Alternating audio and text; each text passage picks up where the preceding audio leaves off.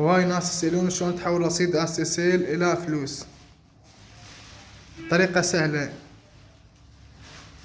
انه اذا تريد تحول رصيد اسيسيل الى فلوس تروح لاي محل موبايلات قريب عليك. اكيد طبعا يكتبون يعني قدام المحل انه يشترون رصيد تحويل.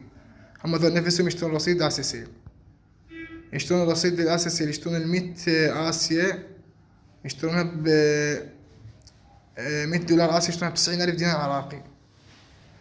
بس طبعا ملاحظة، الشريحة الاسيسيل ما تشيل اكثر من $30 اسيسيل، يعني الا تحولها لازم تحول الشريحة مالتك الى خط يوز على مود تقدر تشيل $300 اسيا وتقدر تبيع، يعني تقدر تاخذ من الناس وتبيع. بس إذا تحول شريحتك خط يوز سهلة، نزل تطبيق اسيسيل وحول الشريحة الى يوز.